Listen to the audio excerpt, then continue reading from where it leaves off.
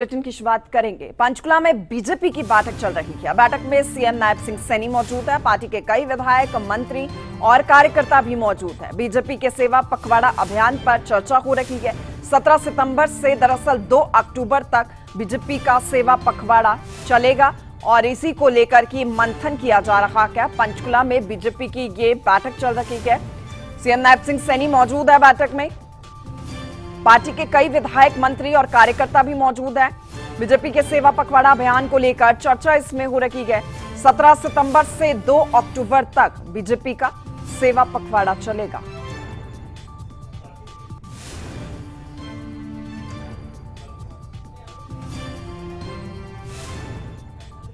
देखिए, वैसे तो सेवा भारतीय जनता पार्टी के लिए कोई नया क्षेत्र नहीं है, क्योंकि भारतीय जनता पार्टी में तो प्रवेश होने पर ही जैसे बच्चा जन्म लेने पर दाई गुड़ती देती है, वैसे ही भारतीय जनता पार्टी में प्रवेश करने पर ये बढ़ा दिया जाता है कि राजनीति सेवा का माध्यम है। राजनीति सुख सुविधाएं भोगने के लिए नहीं है, सेवा का माध्यम है। परंतु अब क्योंकि प्रधानमंत्री नरेंद्र मोदी जी का सितंबर को जन्मदिन मनाया जा रहा है और 17 तारीख से लेकर 2 अक्टूबर तक, जो कि महात्मा गांधी जी का जन्मदिन है, तो उसमें सघन सेवा प्रकल्प चलाए जाएंगे। उसी के लिए ही आज की मीटिंग बुलाई गई है। इसमें बाकायदा दिशा निर्देश दिए जाएंगे और सेवा का क्षेत्र तो बहुत वास्ट है, बहुत जितना मर्जी सेवा के काम कर लो।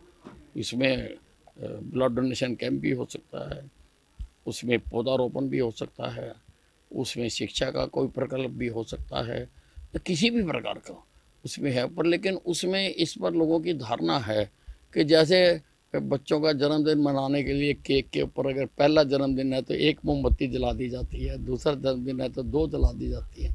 तो हम मोमबत्तियां जलाने वाले लोग तो हैं नहीं हैं।